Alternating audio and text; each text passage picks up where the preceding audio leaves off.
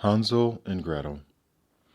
Hansel and Gretel lived near a great forest with their father, a poor woodcutter, and their stepmother. One night the children, unable to sleep from hunger, heard her say, "We have no food, husband. We cannot take care of the children any more. Tomorrow we must leave them in the forest." "Never," cried their father, imagining his children torn to pieces by wild animals. But his wife gave him no peace until he agreed.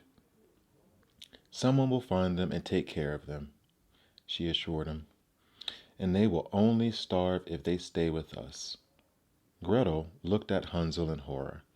"Don't worry," he whispered. Quietly, he slipped outside and collected a pocketful of white pebbles. He was back in bed before anyone noticed.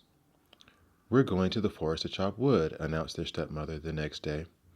"Your children can gather sticks for the fire." Every now and then along the way, Hansel dropped a pebble on the path. When night fell and the children found themselves alone in the dark, the line of pebbles shone in the moonlight through the dark, shadowy forest and led them home. Their father was delighted. Their stepmother was furious. "We'll try again," she hissed. "I'd rather share my last crust with them," said their father.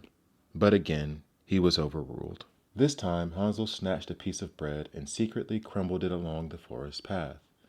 That evening, when the children tried to go home, they found their line of crumbs had vanished. Woodland birds had eaten every morsel, and the pair were well and truly lost.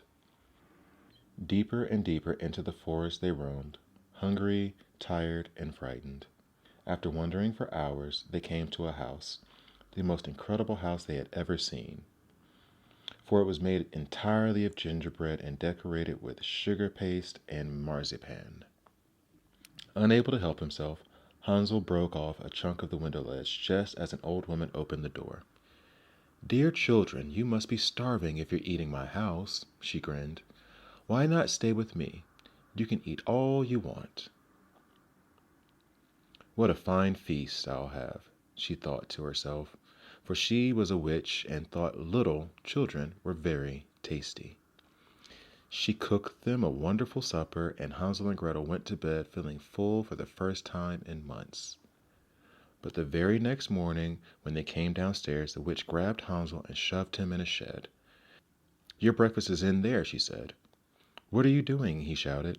"Fattening you up for my cooking pot," she snarled, locking the door. She turned to Gretel.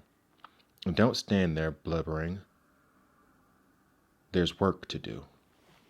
For the next few days, she made Gretel wash dishes and scrub floors, while Hansel was fed delicious food through a small hole at the bottom of the shed.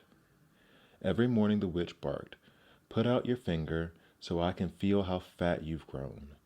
Hansel always stuck out a stick instead, so that the witch, who had weak eyes, wondered why he was still so thin. 4 weeks later, when he seemed not to be the least bit bigger, she screamed, "Whether Hansel is fat or skinny, I'm eating him now. Open the oven, Gretel, and creep in to see if it's hot enough." Gretel thought quickly. "I'll never fit in there," she said. "No one could."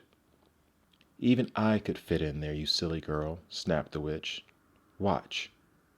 And she put her own head in the oven. At once, Gretel pushed her right in and slammed the door. The witch howled and howled. Gretel ran to set Hansel free. When they explored the witch's house, they found a treasure chest heaped with glittering jewels.